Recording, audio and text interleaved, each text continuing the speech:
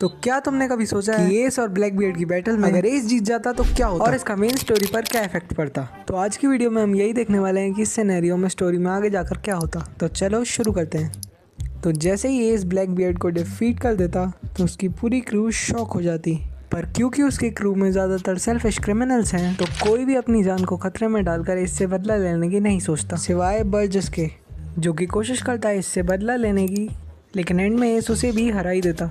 तुम खुद ही सोचो यार, वो ड्रेसरोसा में साबू से पिट रहा था जिसे जस्ट अपना डबल फ्रूट मिला ही था, तो फिर क्या ही चांसेस थे उसके इससे जीतने के।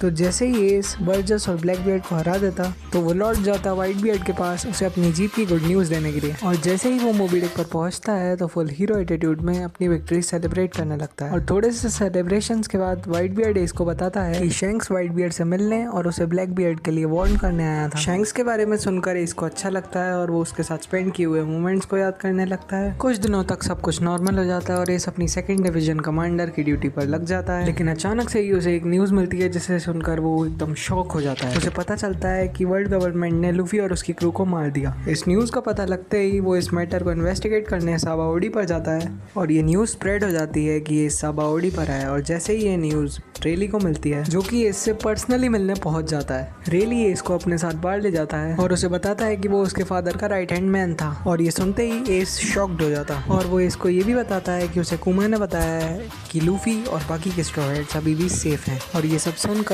एस रेली को थैंक्स बोलता है और वाइट बियर्ड के पास निकल जाता है। तो फिर लूफी भी साबाओडी पर रिटर्न करता है अपनी क्रू से मिलने के लिए। और क्योंकि इस बार एस एम्पायर डाउन में लॉक्ड नहीं था तो इस सिनेरियो में मरीन फोर्ड वॉर भी नहीं होगी, जिसके कारण लूफी एस को बचाने एम्पायर डाउन नहीं जाता है और वो रिटर्न कर जाता है साबाओडी में अपनी क्रू से मिलने के लिए।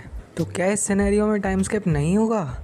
वेल, टाइम स्किप तो अभी भी होगा। और जैसे ही स्ट्रॉ हेड्स साबाओडी पर लौटते हैं तो रेली नोटिस करता है कि अभी लूफी और उसकी क्रू न्यू वर्ल्ड में सर्वाइव करने जितने स्ट्रॉन्ग नहीं है। तभी वो स्ट्रॉ हेड्स को कन्विंस कर लेता है अपने साथ रहकर ट्रेन करने के। तो इस बार स्ट्रॉ हेड्स अलग अलग होकर नहीं बल्कि साथ में ट्रेनिंग करेंगे, लेकिन टाइम स्किप अभी भी होगा। और इसकी टाइमिंग भी हम ओरिजिनल की तरह 2 साल ही अज्यूम कर देते, क्योंकि ब्लैक बियर्ड मर चुका है इसीलिए सारे प्रिजनर्स भी एम्पायर डाउन से एस्केप नहीं कर पाएंगे, जैसे कि बगी, मिस्टर 2, मिस्टर 3 और क्रोकोडाइल। और एक और इंटरेस्टिंग चीज ये है कि इस बार सेनगोकू रिटायर्ड नहीं हुआ, क्योंकि मरीन फोर्ड वॉर में ही उसे रियलाइज हुआ था कि वो अब इस पोजीशन को होल्ड करने जितना स्ट्रांग नहीं बचा। और क्योंकि इस बार मरीन फोर्ड वॉर हुई नहीं तो मे भी इस बार वो रिटायर नहीं हो, तो इसलिए इस बार अकाइनु और ओकीजी की बैटल भी नहीं होगी और ये दोनों एडमिरल्स ही रहेंगे। तो जब तक लूफी और उसकी क्रू ट्रेन करेंगे रेली के साथ, एस जाएगा फिशमैन आइलैंड, क्योंकि उसे जिम्बे ने बुलाया होगा होडी जोन्स वाली सिचुएशन को हैंडल करने के लिए। और 2 साल के टाइम स्किप के बाद स्ट्रॉ हेड्स अपनी ट्रेनिंग फाइनली ख़त्म कर देंगे, वो अपनी जर्नी फिर से कंटिन्यू कर देंगे और इस बार वो आराम से पंक हैज़र्ड पहुंच जाएंगे, क्योंकि होडी जोन्स की धुलाई ऑलरेडी एस और जिम्बे कर चुके होंगे। स्ट्रॉ हेड्स फिर मिलेंगे किनेमॉन और मोमोनोस्के से और इस बार पंक हैज़र्ड एक नॉर्मल आइलैंड होगा, क्योंकि अकाइनु और ओकीजी की बैटल कभी हुई नहीं। और बिल्कुल ओरिजिनल टाइमलाइन की तरह स्ट्रॉ हेड्स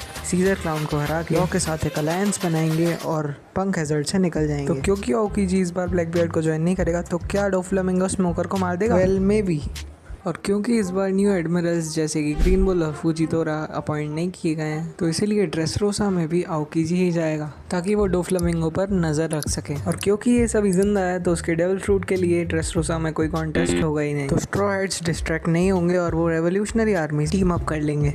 और लूफी और साबो अभी भी मिलेंगे, लेकिन वो इंस्टेंटली तो लूफी को नहीं पहचानेगा, लेकिन धीरे धीरे उसकी मेमोरीज वापस आ जाएगी और वो थोड़ा सा इमोशनल हो जाएगा।